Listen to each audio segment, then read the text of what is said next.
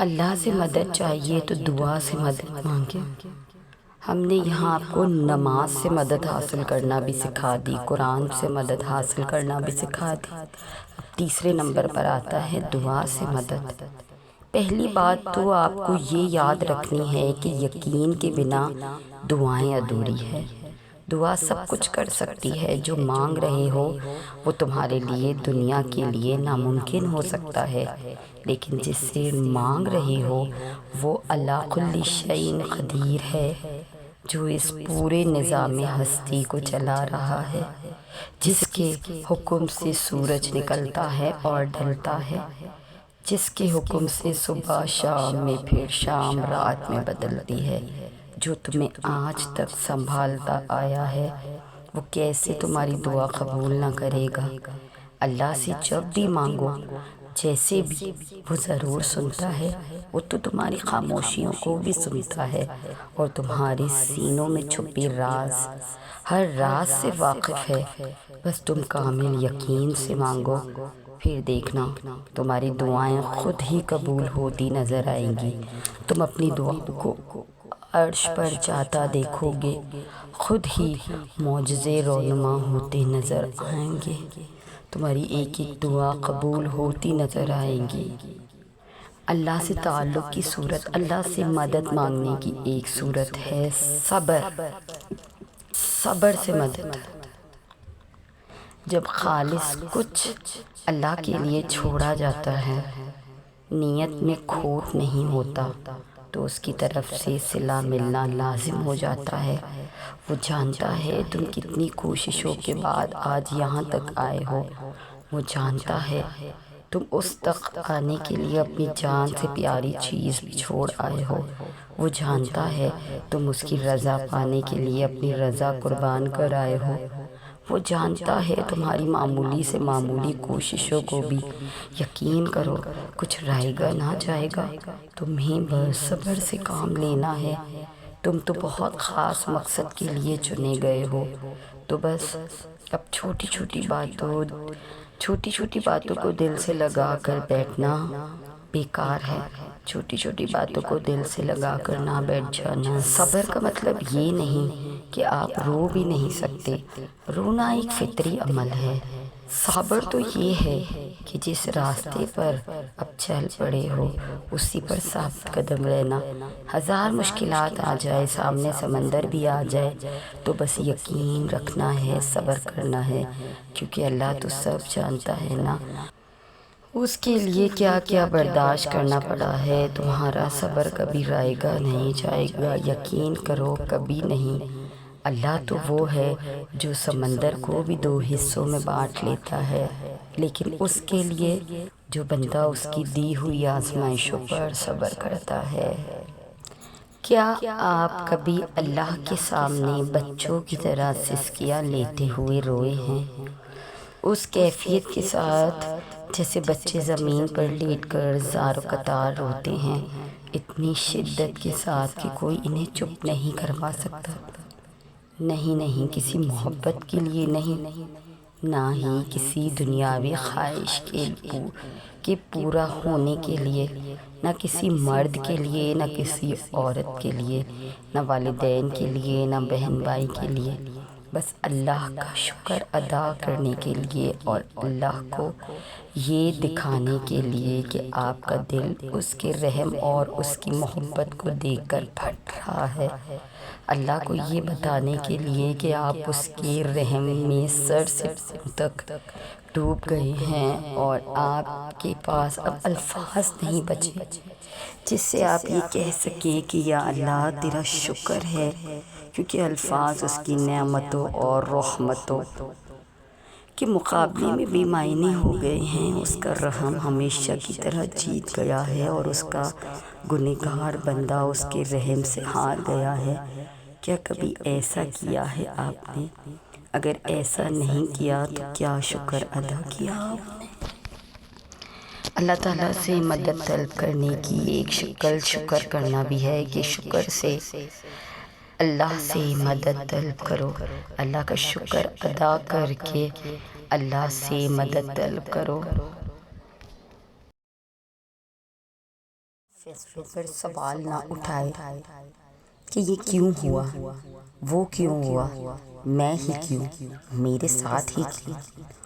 کبھی اس کی حکمتوں کو شک کی نگاہ سے نہ دیکھے، کیونکہ اس کی حکمتیں آپ کی سوچ سے کہیں زیادہ وسیع ہیں اور آپ کے انتخاب سے کہیں زیادہ بہتر بھی۔ اور جب آپ ایمان رکھتے ہیں تب آپ ان چیزوں پر بھی یقین رکھتے ہیں جسے دوسرے نہیں دیکھ پاتے، جنہیں آپ معجزے کہتے ہیں، جنہیں آپ اللہ کی مدد کہتے ہیں۔ اور جب آپ یہ گمان کرتے ہیں، یہ یقین رکھتے ہیں کہ اللہ ان کے ذریعے سے مدد کرے گا جن سے کوئی واقف نہیں، آپ بھی نہیں، تو پھر معجزے وہاں سے ہوتے ہیں جہاں سے آپ گمان بھی نہیں کر سکتے۔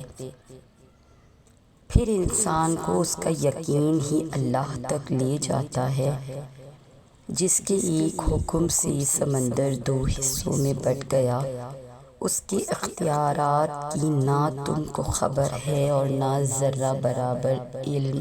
اب اللہ سے مدد کیسے طلب کی جائے؟ نماز سے مدد۔ لوگ کہتے ہیں ہم 5 وقت کی نماز پڑھتے ہیں، پھر بھی ہماری زندگی میں اتنی مشکلیں، اتنی پریشانیاں ہیں۔ پتہ ہے کیوں؟ کیونکہ انسان سمجھتا ہے اس نے دین میں قدم رکھ لیا تو اب اس کو مشکلوں کا سامنا نہیں کرنا پڑے گا، اب آزمائشیں نہیں آئیں گی، اب سب اس کی مرضی کے مطابق ہوگا۔ لیکن پتہ ہے جو انسان دین پر قدم رکھ لیتا ہے نا، جو بندہ سب کچھ پیچھے چھوڑ کر اللہ کے راستے پر چل پڑتا ہے نا، جو بندہ دین کو سیکھنے کے لیے اسٹرگل کرتا ہے، اپنے نفس پر قابو پانے کی پوری کوشش کرتا ہے، تو اسے مزید آزمایا جاتا ہے۔ یہ اس کے یقین کی آزمائش ہوتی ہے کہ اسے اپنے اللہ پر کتنا یقین ہے۔ اور یہ آیت تو آپ نے سنی ہوگی کہ اللہ اپنے نیک بندوں کو ہی آزماتا ہے۔ کیوں اللہ تعالیٰ نے اپنے انبیاء پر اتنی مصیبتیں ڈالی، اپنی نبیوں پر اتنی مصیبتیں ڈالی؟ تو یہ اس بات کا ہی نچوڑ ہے کہ اللہ اپنے نیک بندوں کو ہی آزمائش میں ڈالتا ہے۔ اور وہ بھی پتہ ہے کیوں؟ کہ انسان اپنے رب سے زیادہ قریب ہو جائے۔ قرآن کی سب سے بڑی خوبصورتی یہ ہے کہ یہ آپ سے بات کرتا ہے، اور وہ بات کرتا ہے جو آپ کی زندگی میں چل رہی ہوتی ہے۔ یہ ادھر ادھر کی باتیں نہیں کرتا، یہ آپ کے حالات کی باتیں کرتا ہے، آپ کی موجودگی کی باتیں کرتا ہے۔ یہ آپ کو بتاتا ہے کہ آپ ابھی اس وقت زندگی کے جس فیز سے گزر رہے ہیں، اس فیز کو کیسے ہینڈل کرنا ہے۔ یہ آپ کو سکھاتا ہے کہ اللہ کو آپ نے اپنی دعاؤں پر کیسے راضی کرنا ہے۔ یہ آپ کو سکھاتا ہے کہ آپ کو اللہ کو اپنا دوست کیسے بنانا ہے۔ اور صرف اتنا ہی نہیں، یہ آپ کو دنیا کے ساتھ بھی ڈیل کرنا سکھاتا ہے، آپ کو کیسے انسانوں کو ہینڈل کرنا ہے، اور آپ کو کیسے انسانوں کے سامنے اپنی باؤنڈریز سیٹ کرنی ہے اور اپنی سیلف ریسپیکٹ کا خیال رکھنا ہے۔ یہ تمام باتیں آپ کو قرآن سکھاتا ہے، اور آپ یہ تب ہی سیکھ سکتے ہیں جب آپ اس کے لفظوں کے معنوں پر غور و فکر کرتے ہیں۔ صرف قرآن کا ترجمہ پڑھنا ہی ضروری نہیں، قرآن کو تفسیر کے ساتھ پڑھیے۔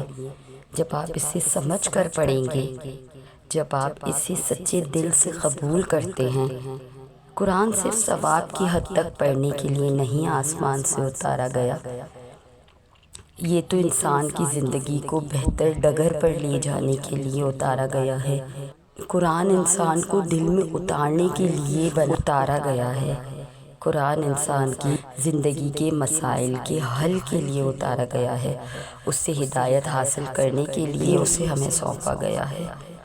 رسول اللہ صلی اللہ علیہ وآلہ وسلم نے قرآن کو معجزہ کہا ہے۔ اور معجزہ کن لوگوں کے لیے ہوتا ہے؟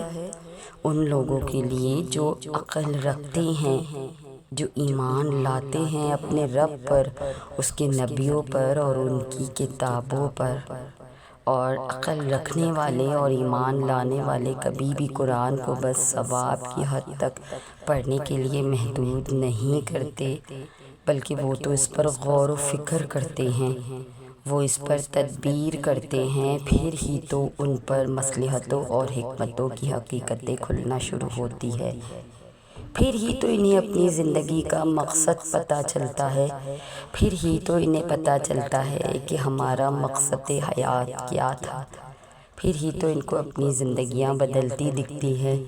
اسی لیے اگر آپ بھی قرآن کے معجزوں کو دیکھنا چاہتے ہیں تو قرآن کو پڑھنے کے ساتھ ساتھ اس کے ترجمہ اور تفسیر پر بھی غور و فکر کیجیے، قرآن کو سمجھ کر پڑھیے۔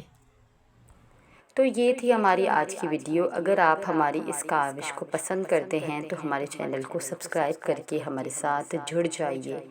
جزاک اللہ۔